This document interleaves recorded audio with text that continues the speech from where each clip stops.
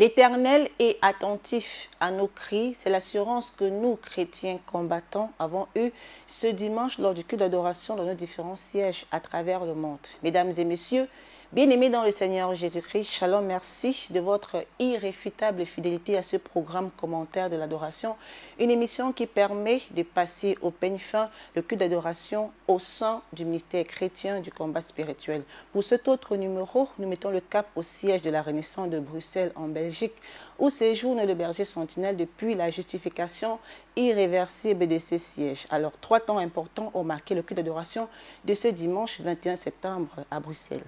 Alors, ce culte, vous l'avez dit, a connu 3 temps forts. D'abord, l'accueil de la fille cadette de papa Alain et maman Ruth, Carmélia Olangui, qui vient d'Ottawa au Canada. Ensuite, la prise de parole de papa Alain, une prise de parole qu'il a cristallisée dans le cadre justement du thème qui nous a été donné ce dimanche. L'Éternel est attentif à nos cris. Il faut le rappeler qu'il y a 2 dimanches, nous avons été rassurés par un thème qui nous disait que Dieu ne nous abandonne pas. Le dimanche passé, il a été question que nous sachions que nous qui cherchons l'Éternel, nous ne sommes privés de rien du tout. Et ce dimanche, encore la continuité dans ce message d'assurance, et papa Alain a placé un mot à ce sujet avant de laisser le disciple de Jésus, papa Tony Kandolo, décliner le message que Dieu nous a réservé ce dimanche au siège de la Renaissance à Bruxelles en Belgique. Entamons donc cette émission par cet accueil chaleureux qui a été réservé à Carmélia Olangui. Il faut le rappeler, elle est J32 du siège de Ottawa. On visite donc au siège de la Renaissance de Bruxelles en Belgique. Elle a donc eu droit à un accueil chaleureux des bien-aimés de ce côté-là. Dans sa prise de parole, elle a témoigné de la transformation de Dieu, Dieu de la continuité, Dieu de papa, maman Olangui dans sa vie. And the reason why I'm saying transforming my whole life. Et la raison pour laquelle je dis qu'il a transformé ma vie entière. My family knows how I was when I was in Congo in school. Ma famille peut témoigner, ils savent comment j'étais lorsque j'étais au Congo à l'école. I was one of the baddest kids. I want to thank him also for not giving up on me, honestly. J'étais l'un des pires enfants de l'école et j'aimerais aussi les remercier parce qu'ils ne m'ont jamais lâché. My dad sent me to boarding schools. My dad sent me to boarding schools. Mon père m'a envoyé à l'école, à l'internat, because I was unsupportable. Parce que j'étais insupportable. Yeah, and so how he was able to transform my life was because I was obedient to what he wanted to do into my degree. Et Dieu a changé ma vie tout simplement parce que j'ai obéi à ce qu'il voulait que je fasse pour mes études. And in my career, in my field. Et pour le choix de carrière que j'allais faire. And I blossom in it so much.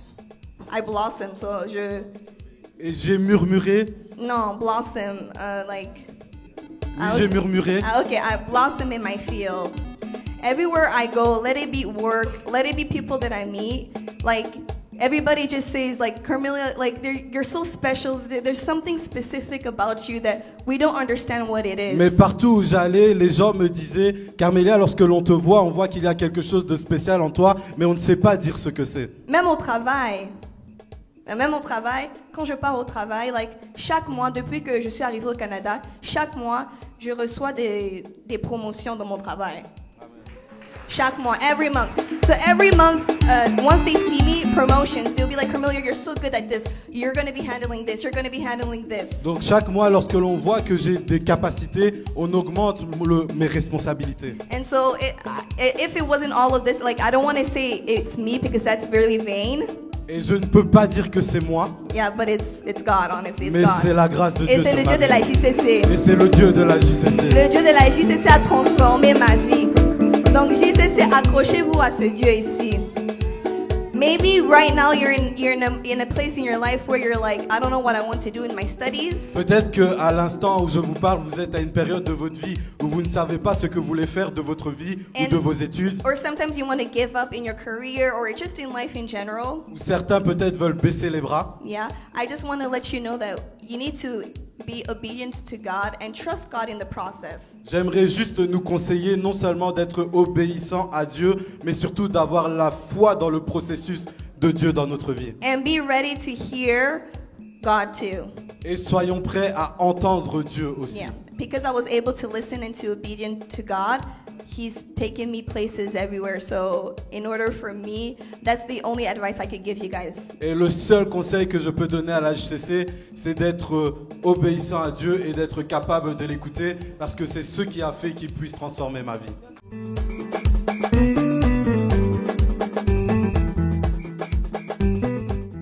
Alors, ce qu'on peut dire de Carmélia Olangui, c'est qu'il y a peu, elle a fini ses études en psychologie infantile à l'université chrétienne Oral Roberts aux USA, précisément à Oklahoma.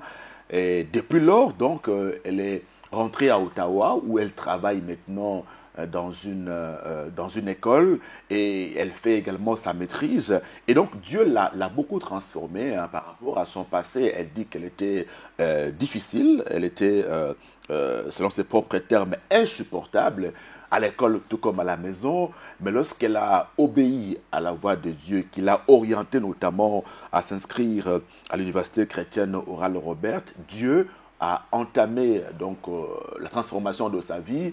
Et il faut relever également que ce qu'elle dit procède des cris, n'est-ce pas, de son père qui, conscient plus que jamais de ce bagage spirituel maléfique qui vient de ses origines, et donc ne cesse de crier pour ses enfants, pour ses filles, pour qu'elles ne puissent pas répéter les aspects négatifs de son histoire. Et donc là, c'est un témoignage qu'il faut inscrire dans la droite ligne du thème de ce dimanche pour dire que lorsque nous obéissons à Dieu, il nous délivre de ce qui nous embête et met dans notre bouche, comme l'a dit le roi David, un cantique nouveau à la seule gloire de son nom.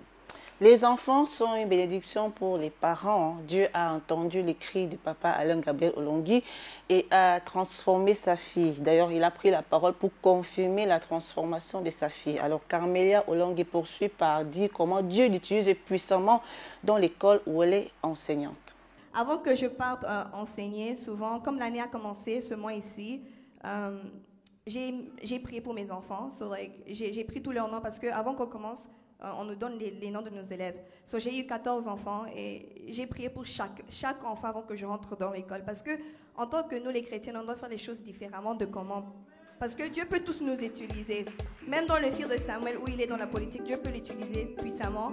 Mais ce n'est pas seulement dans la politique, il peut aussi nous utiliser dans l'éducation, in social science, in everything that we do. On doit faire les choses distinctly and differently. Et depuis que j'ai commencé à prier pour mes élèves, je vois que les comportements s'améliorent. C'est pas comme si mes enfants, et même les enseignantes là-bas, ils disent, how are you able to have classroom managements with 14 kids? Comment tu es capable de gérer 14 enfants? Ils ont même Google mon nom pour savoir c'est qui cette fille, ton papa fait quoi?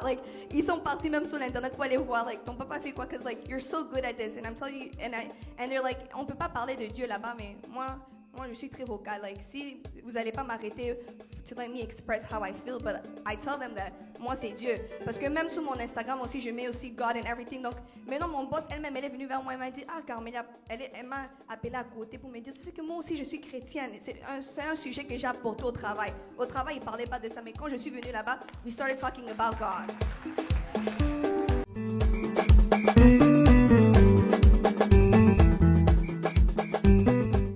Voilà, donc, lorsque nous sommes à la jeunesse chrétienne combattante, nous apprenons des valeurs qui font que partout où nous nous retrouvons, nous n'avons pas honte de l'évangile de Jésus, nous n'avons pas honte de parler de ce Jésus qui nous a transformés. Nous disons un peu comme la femme samaritaine, venez voir cet homme que j'ai rencontré, cet homme qui a décliné toute ma vie. Et donc, Carmélia Olangui nous fait comprendre là comment les enseignements qu'elle reçoit à la JCC, où elle est d'ailleurs, il faut le rappeler, au niveau de J32 à Ottawa, à la classe de papa, Dr Aaron. Et donc, ces enseignements-là l'aident dans l'exercice de son métier d'enseignante. Donc là, elle encadre les enfants de 5 à 6 ans, mais elle porte leur fardeau dans le cœur. Donc, elle prie, n'est-ce pas, pour ces enfants-là, pour qu'ils soient différents des autres, et son entourage se rend compte que cette enseignante n'est pas comme tous les autres, et elle en profite justement pour parler de Jésus à son entourage, pour essayer aussi de gagner les âmes à Jésus-Christ. Et c'est là que nous voyons véritablement que ce que Dieu nous dit dans sa parole, que vous verrez de nouveau la différence entre ceux qui me connaissent et ceux qui ne me connaissent pas. Elle dit elle-même que chaque mois, quasiment, elle a une promotion. Donc, elle est distinguée dans ce qu'elle fait parce qu'elle a déjà en elle la sémence de Jésus-Christ de Nazareth.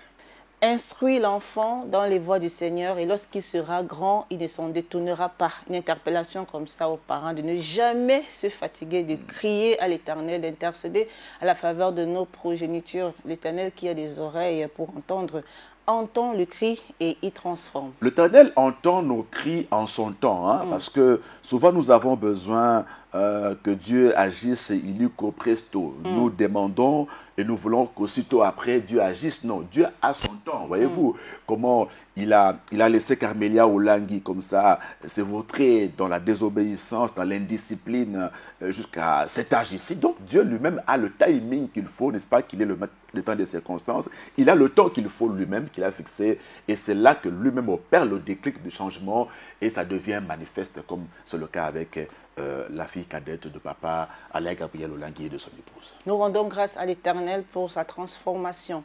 Le berger sentinelle a également pris la parole. Il a inscrit sa prise de parole justement en droite ligne avec le thème de l'adoration. L'Éternel est attentif à nos cris. Il est merveilleux ce Dieu que tu es venu adorer. Et il te rassure aujourd'hui, maman, papa, JCC, qu'il est attentif à tes cris. No comment, il n'y a pas de commentaire à faire. Saisis-toi seulement de ce que l'Éternel te dit aujourd'hui, qu'il est attentif à tes cris. Que tes cris soient des paroles qui vont toucher le cœur de l'Éternel. Qui vont toucher l'Éternel pour que cette attention qu'il a vers toi puisse se concrétiser dans la vie courante, dans ton foyer, dans ta famille, dans tes affaires, dans ton travail. Pendant que tu acclames l'Éternel, l'Éternel te voit et il a ses oreilles attentives à tes paroles, à tes prières, à tes requêtes, à tes lamentations, à tes cris. Acclame l'Éternel. Il est merveilleux. Dimanche passé, il a dit que tu ne manqueras de rien. Que tu ne seras privé de rien. Et d'avant, il dit qu'il ne t'abandonne point. Et aujourd'hui, il te dit, il est attentif à tes cris. Oh, je pensais qu'une maman allait acclamer le Seigneur. Quelle assurance qu'il te donne. Quelle assurance. Vous savez, quand je pense qu'il y a eu une femme qui a crié et que les résultats sont palpables,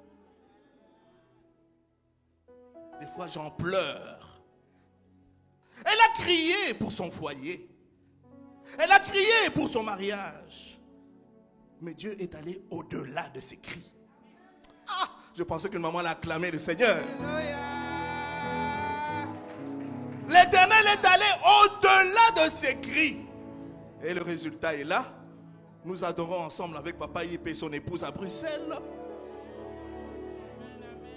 Nous avons des couples qui connaissaient ce ministère depuis 2008, mais qui vivaient en fornication. Et l'Éternel les a restaurés. Si ce n'est pas ce Dieu-là qui entend les cris, qui d'autre ça peut être? Acclame le Seigneur. Elle a crié. Elle a crié. Mais Dieu l'a révélé. Lui a donné au-delà de ses attentes. Et elle nous a appris aussi comment nous devons crier auprès de son Dieu. Elle nous a enseigné comment devons-nous crier devant son Dieu qui lui a donné ce grand ministère. Aujourd'hui, il y en a qui sont venus embryonnaires dans ce ministère. Mes filles sont venues embryonnaires dans ce ministère. Samuel est venu embryonnaire dans ce ministère. Mélor, ils sont venus embryonnaires dans ce ministère. C'est-à-dire leurs parents connaissaient le ministère. Ils sont nés dans le ministère. Pourquoi? Parce qu'il y a une femme qui a crié. Et Dieu lui a donné ce ministère, non seulement pour sa vie, pour son foyer, mais pour le monde entier. Acclame l'Éternel si tu fais partie du monde entier. Elle a crié pour ses enfants. Elle a crié pour sa postérité. Elle a crié pour sa progéniture. Mais Dieu l'a donné au-delà. Pendant que Dieu lui donnait au-delà, elle continuait à crier pour ses enfants. Elle continuait à prier et à crier pour ses petits-enfants. Et ces cris continuent à porter des fruits aujourd'hui. Acclamons l'Éternel. Évidemment qu'il ne pouvait pas en être autrement. Papa Alain Gabriel Olangui place toujours un mot en rapport avec le thème que Dieu nous donne chaque dimanche par son entremise. Et là, il nous a fait comprendre que les cris que nous poussons à l'Éternel ne tombent pas sur des oreilles sourdes. D'autant plus que nous bénéficions d'une attention soutenue du Seigneur par rapport à nos cris, qui sait que nous les poussons parce que nous sommes en détresse. Et là, Papa Alain a rappelé comment ce ministère est le fruit des cris d'une femme, Maman Olangui de Rose Mémoire, qui a d'abord commencé à crier, à pleurer à Dieu pour son mariage, qui battait de l'aile. Et là, Dieu a restauré son mariage. Et qui plus est, Dieu lui a donné ce message du combat spirituel. Et non seulement qu'elle a porté haut et fort ce message, mais elle nous a surtout appris aussi comment crier à Dieu. D'autant plus que dans ce ministère, chacun de nous est le prophète de sa vie. Chacun de nous se prend en charge spirituellement dans une relation directe avec le Seigneur. Maman Olangui nous a appris donc à crier à Dieu. Et Papa Alain rappelle que ce qu'il est aujourd'hui, ce que la continuité est aujourd'hui, c'est le fruit des cris d'une femme qui avait vraiment cette volonté pressante de voir le changement s'opérer dans sa vie. Alors il a poursuivi par nous rappeler que nous sommes dans ce ministère justement pour crier à l'Éternel. Ici, on vient crier pour notre propre délivrance. On vient crier pour que l'Éternel agisse dans nos vies. On vient crier pour que l'Éternel nous nettoie, nous purifie, nous sanctifie. Pas autre chose. Les autres choses, ce sont des compléments de la manière dont Dieu nous lave. Il fait de nous messagères. Il fait de nous disciples. Ici au ministère, il n'y a pas d'apôtre. Il n'y a pas d'apôtre au ministère. Il n'y a pas d'apôtre. Papa Olangui ici, il a eu le titre d'apôtre. C'est parce que le monde entier a observé comment est-ce qu'il travaillait. Comment est-ce que Papa Olangui criait. Et il y avait des résultats après ces cris des disciples dans le monde entier. Avec Maman Olangui, des messagères dans le monde entier. Mais c'est un travail qui va au-delà des attentes, au-delà des disciples, si nous devons voir ça avec l'œil humain. Et c'est le monde ecclésiastique, surtout anglophone, qui a juste donné un titre pour honorer Papa Olangui. Mais lorsque Papa Olangui criait, Dieu ne lui a pas dit que tu étais apôtre. Dieu lui a dit que tu es disciple. À Maman Olangui, tu es messagère. Ces cris-là, c'était d'abord pour leur délivrance. Et Dieu a fait dans ce ministère le premier disciple et la première messagère. Ce n'est pas ça, Papa Josué. Ce n'est pas ça. Acclamons le Seigneur. Personne n'a imposé les mains à Papa Olangui pour qu'il soit apôtre. Non. Il a été disciple et Dieu l'a rappelé en tant que disciple. Ce sont les anglophones qui ont vu le travail qu'il a abattu. Oui, non, Papa Olangui, on ne peut plus t'appeler disciple. Nous t'appelons maintenant apôtre. Ce sont eux qui l'ont appelé apôtre. Pourquoi? Parce que dans son humilité, Papa Olangui, dans son humilité, Maman Olangui, ils sont restés humbles jusqu'à ce que l'Éternel les rappelle. Acclamons le Seigneur. Parce que ils n'ont jamais cessé de crier auprès du Père. Pour qu'aujourd'hui, je prenne ce micro pour que je sois à la Renaissance et qu'ensemble nous gagnons la bataille, c'est parce qu'il y a eu une femme qui a crié. Parce qu'il y a eu un homme qui a crié. Et leur cri porte des résultats aujourd'hui et nous acclamons le Seigneur.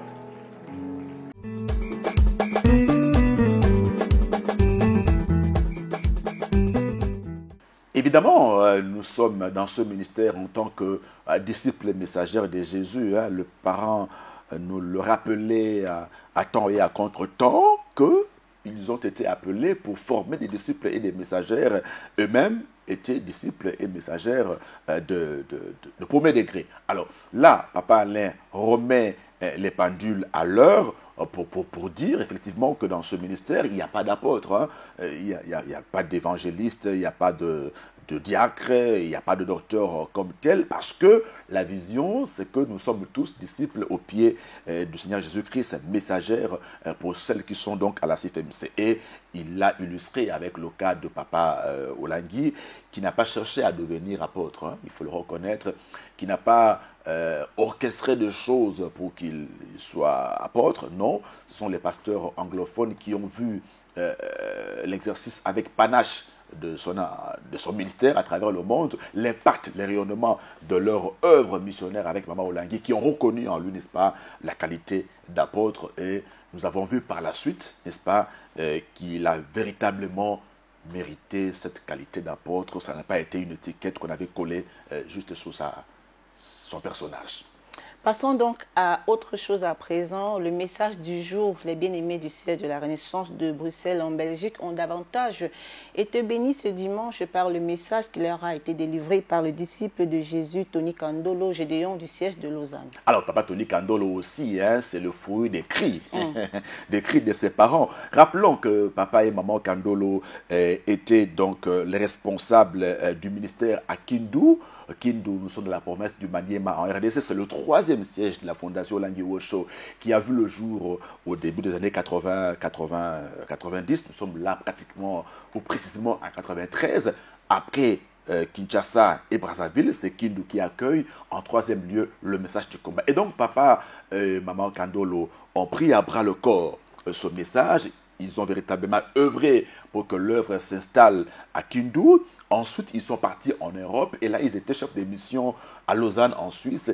Et là, ils avaient maille à partir avec un comportement acariâtre de leur fils, Papa Tony Kandolo, qui était dans la drogue, dans beaucoup de choses déplorables. Et c'est grâce au cri de ses parents qu'il est devenu aujourd'hui disciple de Jésus-Christ. Rappelons-le, c'est lui le responsable des programmes spirituels de notre fondation dans toute l'Europe. Donc c'est quelqu'un qui a été comme ça, pétri dans le moule du ministère chrétien du combat spirituel au pied de Papa et Maman Olangui. À l'entame de ses propos, Papa Tony Kandolo insiste donc sur la nature de la personne qui nous dit qu'il est attentif à nos cris.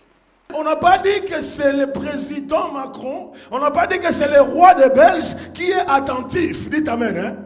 Mais ici, on parle de l'Éternel. C'est lui qui n'a ni commencement ni fin. C'est lui qui n'a ni début ni fin. C'est lui qui a été, qui est et qui sera. C'est lui qui connaît ta vie, qui connaît ton avenir, qui connaît ton présent et qui connaît ton passé. Est-ce que je parle à quelqu'un? Non, bien aimé, est-ce que je parle à quelqu'un? Cela veut dire que c'est lui-là qui connaît tes origines, qui connaît tes condamnations. Les solutions que toi tu cherches, lui, il les a déjà entre ses mains. Dites Amen. Ce n'est pas qu'il va les fabriquer, mais il les a déjà entre ses mains. Dites Amen. Il connaît les cris même que tu pousses, il connaît l'origine de ces cris-là. Dites Amen. Et on te dit que celui-là, qui est le commencement et la fin de toutes choses, est attentif. Dites Amen. Vous savez, bien aimé, vous pouvez expliquer votre situation chez un homme qui peut aussi être attentif. Dites Amen. Hein? Mais après avoir exposé votre dossier, il a été attentif, il a été vraiment, il t'a suivi soigneusement, mais à la fin, il n'a pas de réponse, il n'a pas de solution à ton problème. Dites Amen. Tu peux aller crier vers lui, tu peux lui poser ton cas, tu peux lui poser ton problème. Il est attentif, il est compatissant, il compatit à ta situation. Mais à la fin, il te dit, mon frère, ma soeur, en tout cas, ce problème est au-delà de mes forces. Dites Amen. Mais bien aimé, ce soir, nous sommes venus adorer un Dieu qui a la réponse à toutes tes questions. Lui, il s'appelle Je suis. Il a la réponse à toutes tes questions. Vers qui tu pousses les cris, ta réponse est assurée. Dites Amen. Bien aimé, ça c'est rien que le thème. Dites Amen. Hein? Que l'Éternel est attentif à tes cris. Dis à celui qui est à côté de toi, l'Éternel est attentif à tes cris. Bien aimé, Mais ce n'est pas un homme. Vu que lui, il est l'Éternel, bien-aimé, les cris que nous poussons, bien-aimés, trouveront tôt ou tard une réponse, trouveront tôt ou tard une consolation, trouveront tôt ou tard une solution, trouveront tôt ou tard une réponse qui te sera favorable si tu me donnes un grand amen.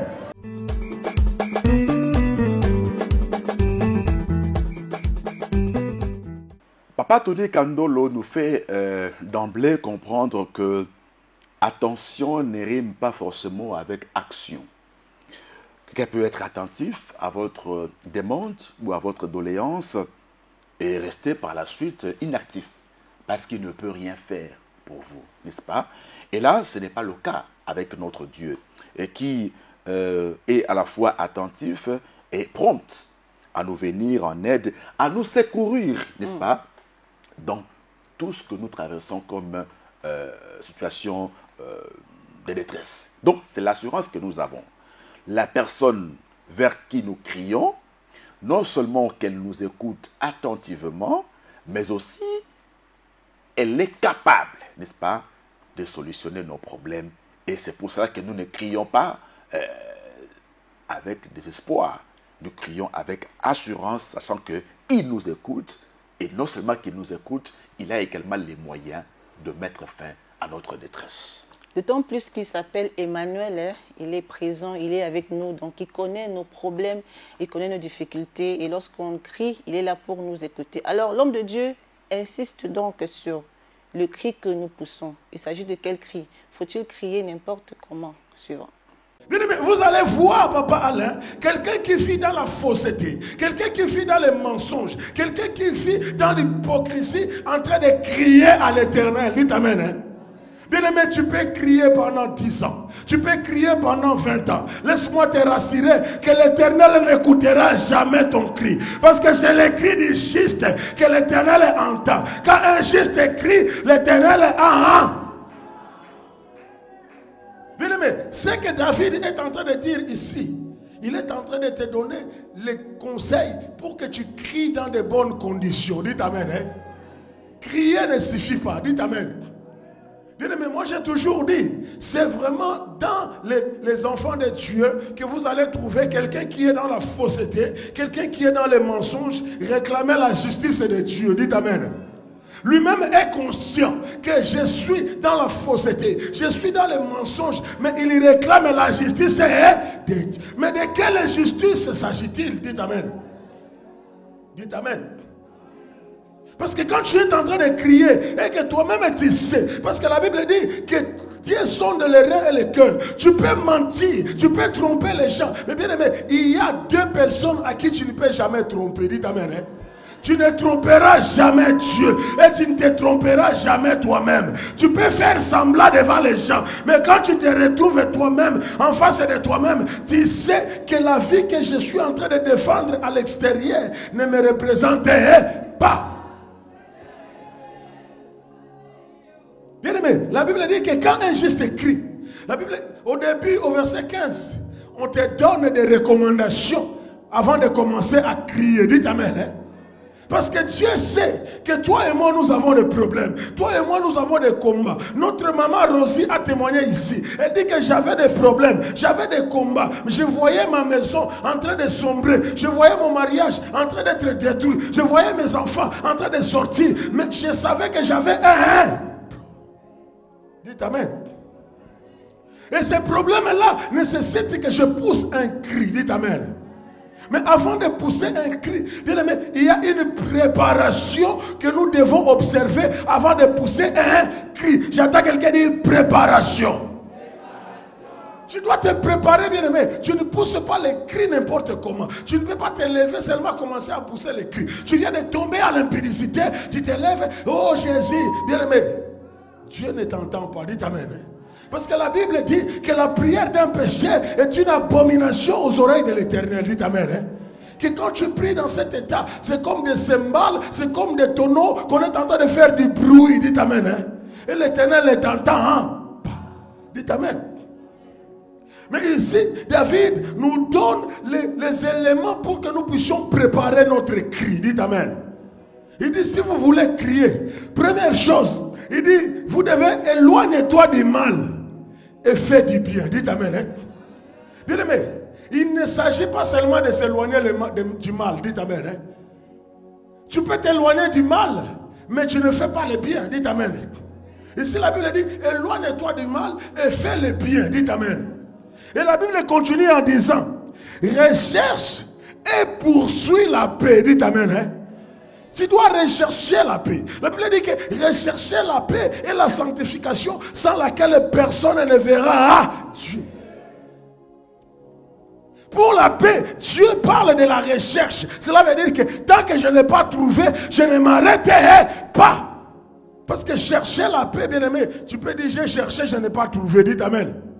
Mais quand on parle de recherche, cela veut dire que bien aimé, c'est constamment, c'est tous les jours. Bien aimé, tu es en train de voir et poursuivre cette paix-là. Parce que pourquoi tu dois chercher et poursuivre la paix? Parce que la Bible dit, parce que les yeux de l'Éternel sont sur le juste. Dites amen.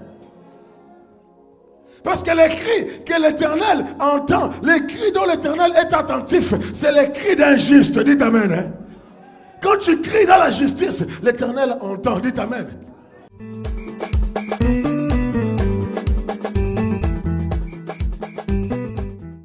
Alors, nous comprenons véritablement qu'il y a crier et crier. Le plus important, en l'occurrence, ce n'est pas le cri que l'on pousse en soi, mais c'est l'état du lieu de provenance de ce cri. Voyez-vous, ce cœur qui crie à Dieu à répétition, dans quel état se trouve-t-il? L'homme de Dieu insiste lorsque il nous renvoie au verset biblique de base de ce thème. Nous sommes là dans Psaume 34, n'est-ce pas? Eh bien, au verset 15, l'Écriture nous dit ceci, ça c'est le roi David qui dit, « Éloigne-toi du mal, fais le bien, recherche et poursuis la paix. Les yeux de l'Éternel sont sur les justes et ses oreilles sont attentives à leurs cris. » Voyez-vous, Papa Tony Kandolo dit qu'il y a en amont une préparation qui doit être faite avant que le cri que l'on pousse produise des résultats escomptés. Donc, ne crions pas sans avoir planté les décors de l'exaucement divin par rapport à nos cris. Et ce sont ces deux conditions ici que le roi David relève de la part du Seigneur. Éloigne-toi du mal. Fais le bien. Recherche et poursuis la paix. Voyez-vous, il faut remplir ces conditions-là pour que votre cri atteigne le trône de Dieu. C'est alors que, lorsqu'on a un cœur juste, n'est-ce pas, en ce moment-là, les yeux de l'Éternel sont ouverts sur les justes, pas sur les méchants.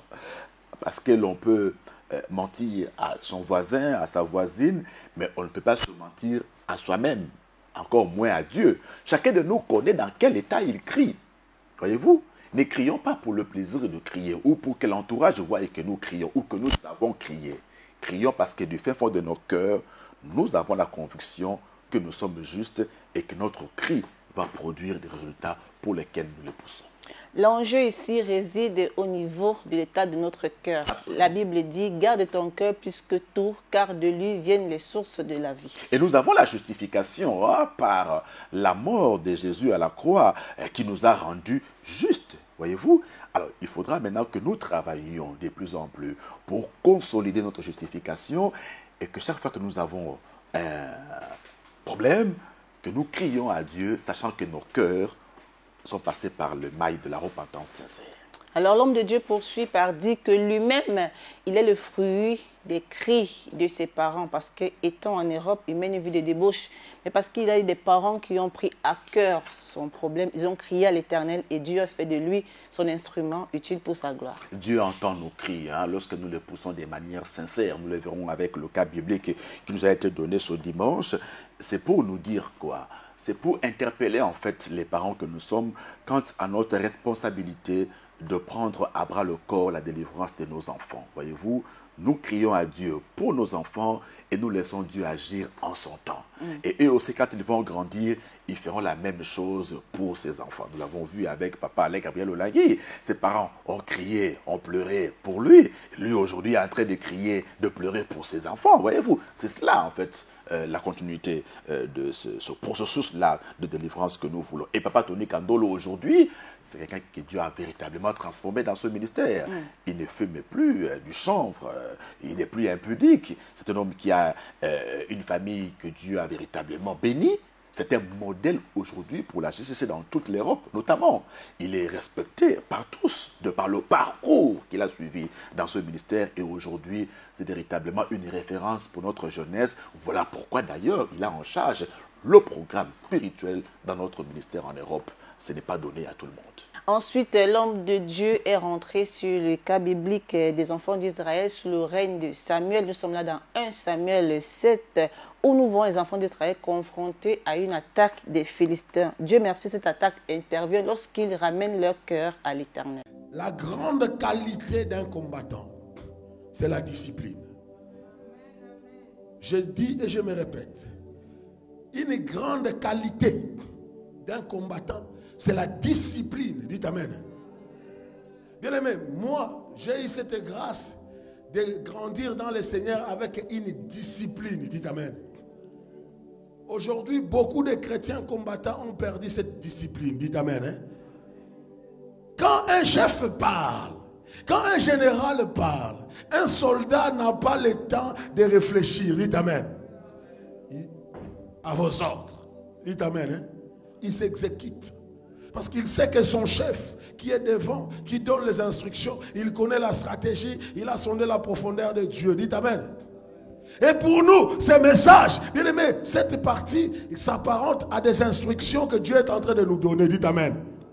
Dieu nous donne des instructions. Et les enfants d'Israël, dès qu'ils ont reçu ça, la Bible dit automatiquement, ils se sont exécutés. Dites Amen. Ils se sont exécutés. Et la Bible dit automatiquement, ils ont compris que non. Si nous voulons que Dieu soit avec nous, nous devons obéir à la parole qui nous a été donnée. Automatiquement, ils ont ôté les Baals, les Astartés, ils ont servi le Seigneur. Et quand ils étaient maintenant débarrassés de toutes ces choses, la Bible dit, au verset 5, Samuel dit, ensemblez tout Israël à Mitzpah, et je prierai l'Éternel pour vous. Et ils s'assemblèrent à Mitzpah, ils puisèrent de l'eau et la répandirent devant l'Éternel, et ils gênèrent ces jours-là en disant, nous avons péché contre l'Éternel. Samuel jugea les enfants d'Israël à Mitzpah. Dites Amen. Hein? Bien aimé, quand tu lis la parole de Dieu, quand tu médites la parole de Dieu, chaque mot a son importance. Dites Amen. Hein? Je suis parti voir Mitzpah. Pourquoi seulement il les a réunis à Mitzpah? Dites Amen. Hein? Mitzpah veut dire comme un tour de contrôle, tour de garde. Dites Amen. Hein? Donc quand quelqu'un est dans une tour de contrôle, dites Amen. Hein? Il a d'abord un avantage, c'est qu'il voit les choses arriver de loin. Dites Amen. C'est un homme qui est prudent. Dites Amen. Souvenez-vous, Habakkuk dit, j'étais dans ma tour. Dites Amen. Hein? Et je veillais. J'étais debout. Je ne dormais pas. J'attendais de recevoir quelques paroles de la part de Dieu. Et c'est là que la révélation m'a été donnée. Et on m'a dit que cette révélation que tu as, garde là. Car elle marche à son terme. Même si elle tarde, attends. Hein? Quand elle s'accomplira, elle s'accomplira. Hein? Bien aimé, il est temps que toi et moi, ici à la Renaissance, que nous puissions nous retrouver à Mitzpah. Dites Amen. Hein? Que nous puissions prendre de la hauteur. Que nous puissions sortir des choses futiles. Dites Amen. Que nous puissions quitter la bassesse. Que nous puissions maintenant monter dans les tours de garde. Dites Amen. Parce que celui qui est dans une tour de garde, l'ennemi ne le surprendra pas. L'ennemi ne le surprendra pas. Parce que dans une tour de garde, il n'y a pas de lit pour dormir. Là-bas, bien aimé, c'est là où tu dois veiller. Jour et nuit, tu ne dormiras pas. Que l'ennemi vienne. Parce que dans une tour de garde, bien aimé, tour de contrôle, tu as une vision à 360 degrés. Dites Amen.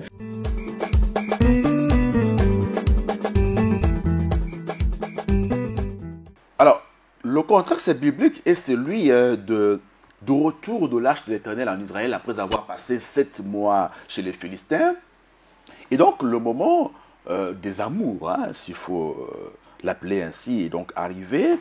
Israël décide de revenir à l'Éternel, d'abandonner l'idolâtrie pour se consacrer totalement à Dieu. Et là, Samuel entreprend donc, le prophète, de sanctifier, de purifier le peuple pour qu'il se débarrasse de dieux étrangers du milieu de lui. Voyez-vous, c'est ce travail-là qui est fait au niveau d'Israël. Et Dieu merci, ça coïncide avec justement cette attaque-là, en fait. Donc, nous comprenons l'importance de la préparation de nos cris. Voyez-vous, ils sont en train de se réconcilier avec Dieu. En même temps, l'attaque survient. Et là, le peuple se mobilise autour de Samuel pour que lui se charge de porter le cri de tout un peuple à l'Éternel. Voyez-vous? Donc, le décor était déjà planté pour que ce cri arrive au destinataire et que celui-ci réagisse promptement. Alors, Papa Tony Kandolo nous relève ici un aspect très important lorsqu'il parle du lieu de campement d'Israël, Mitzpah. Alors, il mène ses recherches de prédicateurs et nous révèle que Mitzpah signifie tour de contrôle, tour de garde. Donc, c'est de la hauteur qu'ils ont pris. Spirituellement, ça nous renvoie un peu à ce que l'Écriture nous parle dans Exode chapitre 17, le combat entre Israël et Amalek. Voyez-vous, Moïse décide de monter au sommet de la colline, tandis que Josué mobilise les hommes de troupes pour aller à la vallée et combattre contre Amalek. Voyez-vous? Donc, Moïse est monté au sommet de la colline pour prier. Et c'est là que tous les enjeux se jouaient. La Bible dit que lorsque Moïse avait ses mains levées, Israël était plus fort. Lorsqu'il les baissait, Amalek devenait plus fort. Donc, le Mitzpah ici, c'est exactement cela. Donc, lorsque nous prenons de la hauteur sur le plan spirituel, alléluia, nos ennemis deviennent effectivement notre marchepied. Alors, Papa Tony insiste sur le fait que laissons les bassesses. Vous, laissons des choses, des niveaux, de caniveaux. Montons dans l'esprit. Là, nous aurons une vue spirituelle panoramique. Il a parlé de vision à 360 degrés. Dieu nous révélera des choses que nous n'avons pas l'habitude de voir lorsque nous sommes là où se trouve tout le monde au niveau de la vallée. Voyez-vous? Et là, Israël a su voir effectivement que les Philistins s'avançaient contre lui pour lui faire la guerre. Dieu dit dans sa parole, cacherai-je à mon serviteur ce qui va arriver. Lorsqu'on est à la brèche, lorsqu'on est aguerri, lorsqu'on est averti, toutes les batailles ou les combats que l'ennemi prépare contre nous, Dieu nous révèle, il nous donne les stratégies et les tactiques pour combattre et avoir la victoire. Lorsque nous sommes à Mitzpah, c'est un état où on est éveillé spirituellement, voyez-vous, et on reste comme tel. On ne dort pas. On ne se repose pas, on reste éveillé. Et là, l'ennemi ne peut pas nous prendre au dépourvu. Pas du tout. Et dans le langage militaire, on dit que celui qui a les hauts a également les bas. L'homme de Dieu poursuit par nous, dit que pendant que Israël se préparait à ce combat, l'ennemi aussi ne dormait pas, il se préparait. Comme pour dire que lorsque nous montons spirituellement, préparons-nous aussi à être attaqués. La peur, c'est l'ennemi de la foi. Dites Amen. C'est vrai, on peut dire que la peur est naturelle. Dites Amen. Hein? Mais quand on sait qu'on a un Dieu grand et puissant, bien aimé, la peur ne peut plus avoir une place en nous. Dites Amen. Hein? La peur, bien aimé, a paralysé Israël. La peur s'est emparée du camp d'Israël. Ils ont commencé à dire à Samuel, Samuel, ne cesse point de prier pour nous. Ne cesse point de crier à notre faveur. Parce que notre ennemi philistin est debout. Dites Amen. Bien aimé, j'aimerais dire à quelqu'un aujourd'hui, bien aimé, enlève la peur de ta vie. La chose qui te terrorise ne t'aura pas. Ce n'est pas la maladie que tu as qui t'emportera. Toi, tu vivras. C'est l'Éternel qui a le dernier mot dans ta vie. Si tu me donnes un grand amen. Bien aimé, n'aie pas peur. N'aie pas. Bouge celui qui est à côté de toi, dis-lui, n'aie pas peur. Bien-aimé, n'ayez pas peur. Surtout quand tu es juste, quand tu marches dans la droiture, quand tu marches dans la justice, tu sais que non, rien ne pourra t'atteindre. Dites Amen. La Bible dit que l'innocence et la droiture me protègent. Dites Amen. Hein? Que l'innocence et la droiture me protègent. Même si l'ennemi se lève, je suis droit, je suis juste, je sais que l'ennemi ne m'atteindra pas. Ils ont dit à Samuel, crie à notre faveur. Continue à crier, continue à demander à Dieu pour qu'il nous sauve de l'ennemi, pour qu'il nous sauve de ces combats. Et Samuel a compris. Bien aimé, voilà pourquoi le ministère chrétien du combat spirituel, c'est un ministère qui est bâti sur une vision. Dites Amen. Que personne vienne te dire que non, c'est ce qu'on fait là. Ça, ce n'est pas la vision. Dites Amen. Hein? Bien aimé. Nous, la vision, c'est tout ce que nous avons vu faire, dire papa et maman au langue. Ça fait partie de la vision. Dites Amen. Hein? Si on a vu papa le faire, on a vu maman le faire, dans le ministère, c'est la vision. Dites Amen. Et les parents, l'avantage que nous avons, c'est que la vision que Dieu a donnée à papa et maman au langue est contenue là-dedans.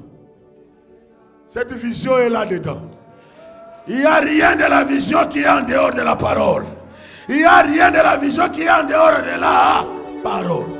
Toute la vision de papa et maman langue se trouve dans ces livres. Dites Amen. Et Samuel nous l'a démontré ici. Dites Amen. Hein? Il dit, je suis en train de crier pour Israël. Mais les cris, des fois, ne suffisent pas. Des fois, les cris que moi je vais crier, un moment, je peux être fatigué. Dites Amen. Hein?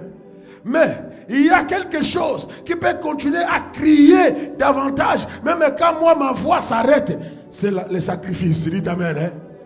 J'entends quelqu'un dire le sacrifice. Et la Bible dit que Samuel lui-même a pris un agneau. Dites Amen. Hein? C'est écrit noir sur blanc. Dites Amen. Au verset 9, la Bible dit, Samuel prit un agneau de lait et l'offrit tout entier en holocauste à l'Éternel. Il cria à l'Éternel pour Israël. Dites Amen. Hein? Cela veut dire, papa Josué, sous votre onction, papa, les cris ne sont pas incompatibles de l'Holocauste. Dites Amen. Hein? Alors si quelqu'un vient te dire non, ne donnez pas. Bien aimé, c'est parce qu'il sait, c'est un agent qui est mandaté par la maison de ton père. Dites Amen. Hein? Pour que les Philistins puissent te terrasser. Parce que ici, Samuel, un grand prophète, il criait et il offrait à Dieu. Il crie, il offre l'Holocauste. Il crie. La Bible dit, après même avoir déposé l'Holocauste, il a continué à crier à Dieu. Dites Amen. Et la combinaison de la prière, des cris et de l'Holocauste, la Bible dit, l'Éternel est l'exauça. Dites Amen. Hein? Bien aimé, parce que la manière d'agir de Dieu nous est totalement inconnue. Dites Amen. Personne ne sait à quel moment exactement, à l'instant T, que Dieu va agir dans sa vie. Tu ne sais pas dans quel moment Dieu va te visiter. Dites Amen. Hein? Il y a des gens dans ces cultes d'adoration d'aujourd'hui qui ont été bénis pendant la louange. Dites Amen. Hein? Il y en a certains que Dieu a touchés pendant les offrandes. Dites Amen. Hein? Il y en a d'autres que Dieu a touchés dès qu'ils sont entrés seulement dans l'assemblée. Les autres, Dieu les a touchés pendant l'adoration que nous avons menée avant la parole. Les autres, Dieu les touche au moment de la parole. Les autres, Dieu va les toucher après la parole. Et les autres, Dieu les touchera même une fois arrivés chez eux. Dites Amen. C'est comme ça que papa nous disait, Dieu agira avant, pendant et après. Et Samuel leur a montré qu'avec l'Holocauste aussi, Dieu peut agir. Dites Amen.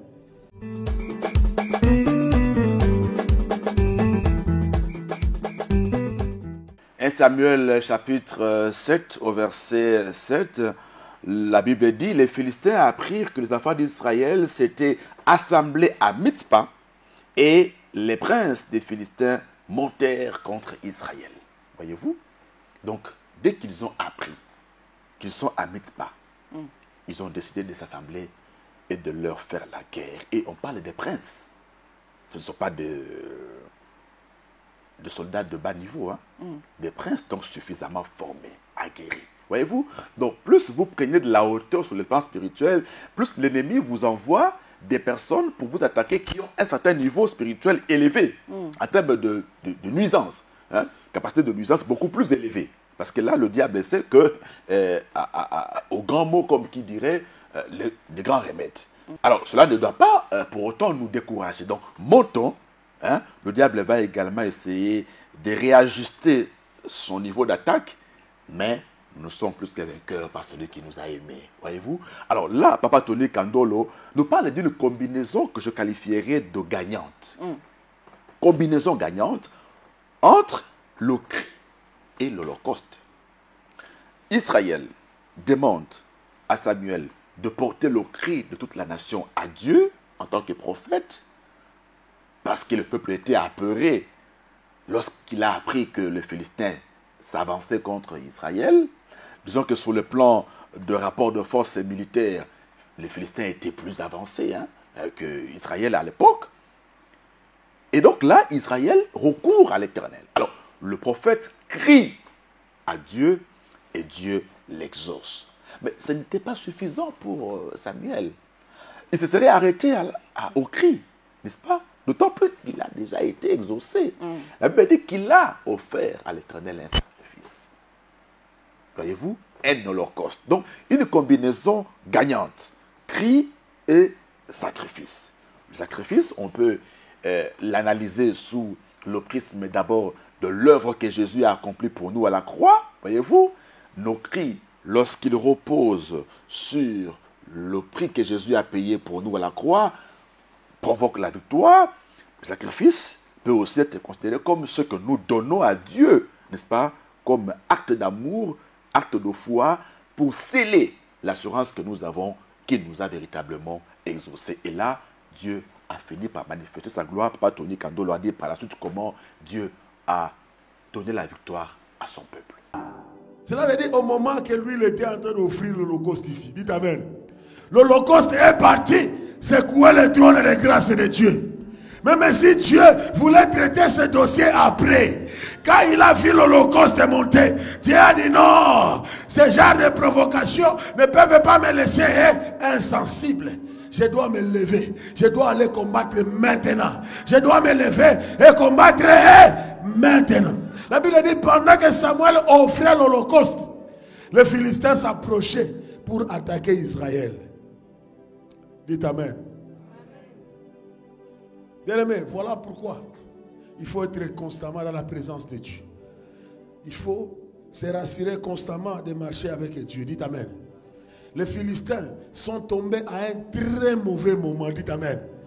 Bien-aimés, beaucoup des ennemis de ta famille qui tombent toujours, qui sont constamment humiliés pour ton dossier. Bien-aimés, c'est parce que quand ils viennent, ils te trouvent tellement tu es bien blindé. Tu es gardé devant, derrière, à gauche, à droite. Tu es plein, blindé.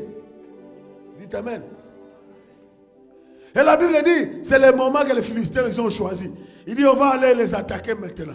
Mais eux, ils ne savaient pas que les personnes que vous êtes en train d'attaquer sont en train d'offrir un holocauste à Dieu. Ils sont en train de crier à Jésus. Ils sont en train de crier. Ils ne savaient pas que Dieu était attentif. Pendant qu'eux criaient, Dieu était attentif. Il était en train de voir les mouvements, comment ça se passait. Bien aimé, le silence de Dieu, bien aimé, ne veut pas dire qu'il n'entend pas. Le silence de Dieu, ce n'est pas son absence. Il peut être silencieux, mais il est là. Il dit, j'ai longtemps gardé silence. Je me suis tué. Il dit, je me suis contenu. Il dit, mais il y a un moment où je me lèverai comme une femme en travail. Où je vais dévorer tout sur le passage. Et ce jour-là, les Philistins croyaient que comme d'habitude, on va les attaquer. Mais ils ne savaient pas que les yeux de l'Éternel étaient sur la renaissance. Les oreilles de l'Éternel étaient à la renaissance. Et pendant qu'ils complotaient, l'Éternel a dit, vous ne les aurez pas. Vous ne les aurez pas. Parce que la renaissance est morte. Bien-aimé, laisse-moi te dire quelque chose.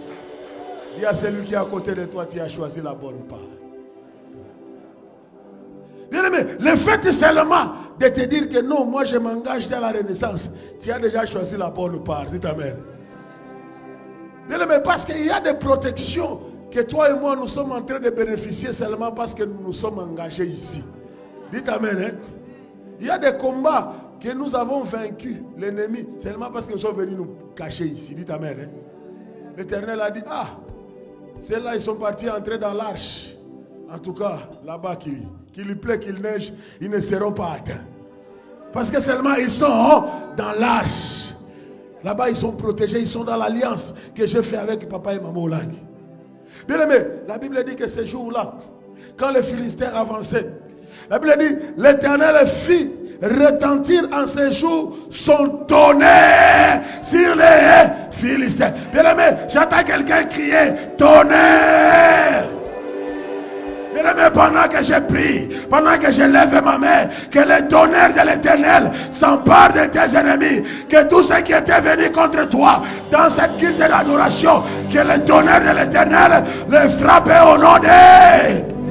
Que dans le cas des sorciers de ta famille, toi qui me donnes un grand amen, que le tonnerre de l'Éternel, aille détruire tous les geôliers qui veulent réclamer ta vie. Que le tonnerre de l'Éternel aille renverser tous les pièges qu'ils ont tendus contre toi au nom de...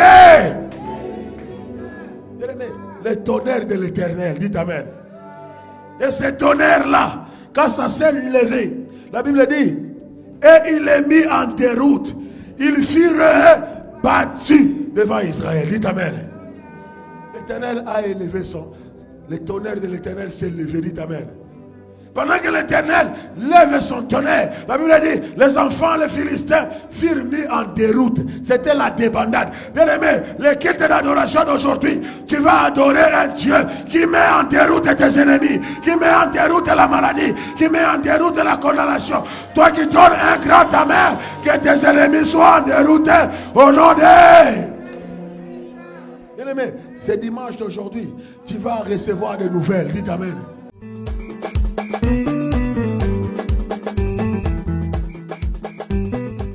Comme les enfants d'Israël, nous aussi nous faisons face à des Philistins qui nous combattent, qui en veulent à notre vie.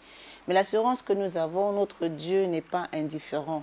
Il voit nos difficultés et quand il vient pour éclater sa gloire, pour nous délivrer comme il a fait pour le cas des enfants d'Israël. La parole de Dieu est on ne peut plus claire à ce sujet. 1 Samuel chapitre 7 toujours, hein, les versets 9 et 10, nous les lisons au nom de Jésus.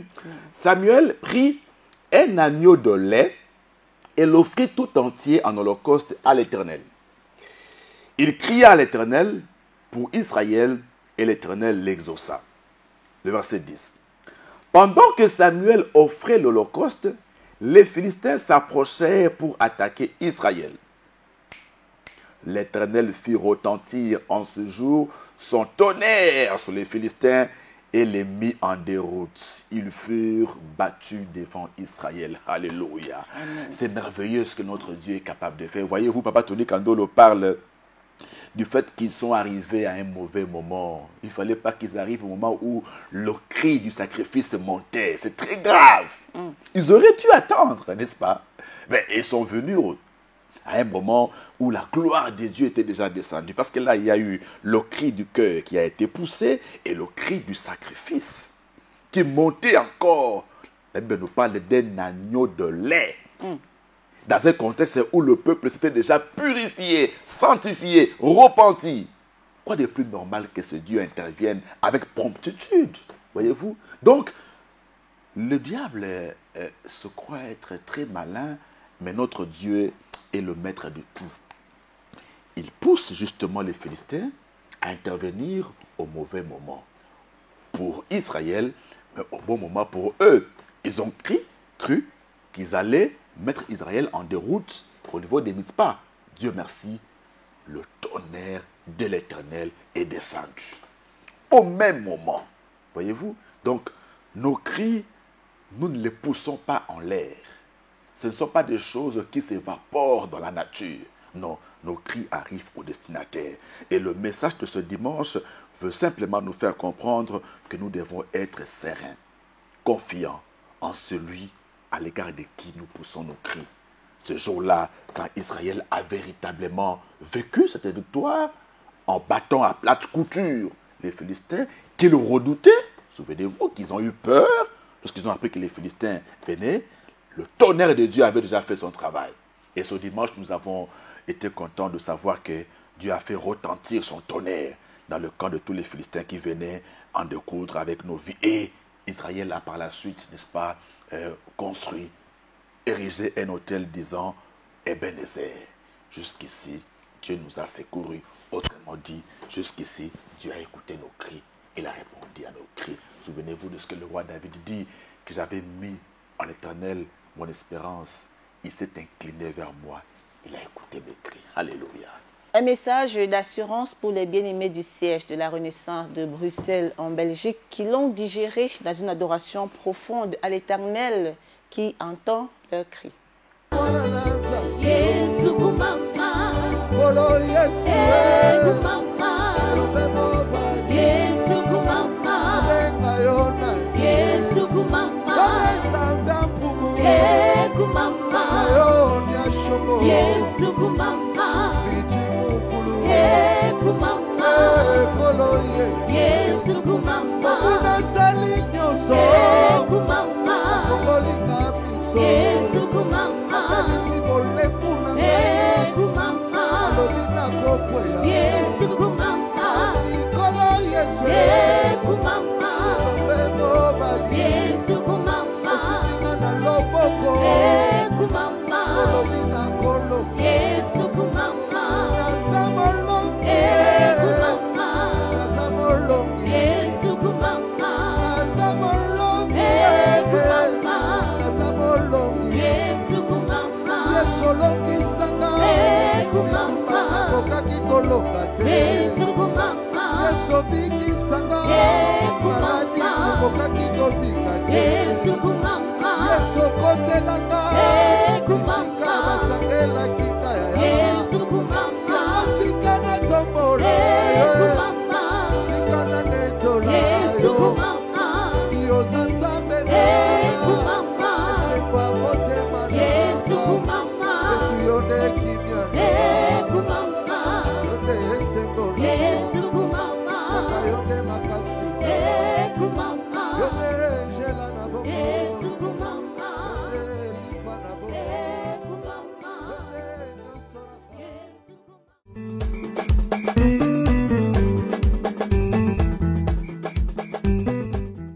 Les chrétiens combattants de la Renaissance qui ont véritablement adoré l'Éternel en esprit, en vérité, comme nous savons bien le faire au ministère chrétien du combat spirituel, ce culte de ce dimanche 21 septembre 2025 nous rappelle effectivement que notre Dieu est attentif à nos cris.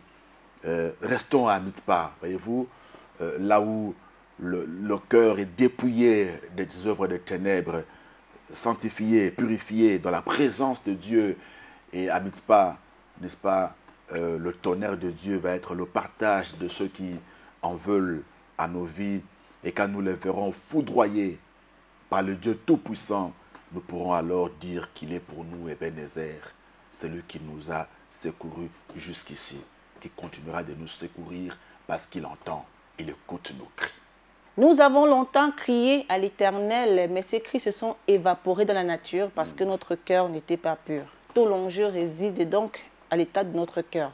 Purifions notre cœur et laissons Dieu entendre nos cris. Il a fait pour les enfants d'Israël, Alléluia. il les a délivrés des Philistins, il nous délivrera également. Il y a un autre élément important avant de terminer cette émission dans le message de Papa Tony Kandolo en rapport justement avec l'état du cœur de celui qui crie à Dieu. Voyez-vous, nous sommes là dans Genèse lorsque Abraham chasse Agar et Ismaël. Eh bien, ils avaient juste un peu d'eau et puis ils ont eu soif. Les deux ont commencé à crier, à expliquer Papa Tony Kandolo. Eh bien, Agar criait de son côté, pleurait parce que l'enfant mourait. Et l'enfant aussi, Ismaël, criait, n'est-ce pas? Mais qu'est-ce que la Bible nous dit? Dieu est descendu, mais il dit qu'il a écouté le cri de l'enfant. Voyez-vous, la mère et l'enfant crient, mais Dieu n'écoute que le cri de l'enfant.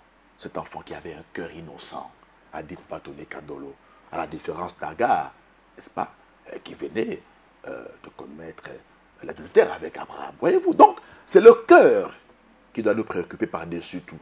Donc avant d'ouvrir la bouche pour crier, il faut d'abord se remettre intérieurement en cause, purifier son cœur pour que l'on soit convaincu que le cri que l'on va pousser à Dieu va véritablement faire en sorte que Dieu dise « J'ai écouté le cri de mon fils, j'ai écouté le cri de ma fille et je suis descendu pour agir véritablement comme Israël en esclavage en Égypte. » Quand Dieu a dit « J'ai entendu le cri que les oppresseurs font pousser à mon peuple en Égypte. » C'est par ces mots que nous mettons un terme à ce commentaire de l'adoration de ce dimanche 21 septembre 2025 où nous étions au siège de la Renaissance de Bruxelles en Belgique. Excellente semaine à tous. À nous revoir pour un prochain numéro. Shalom.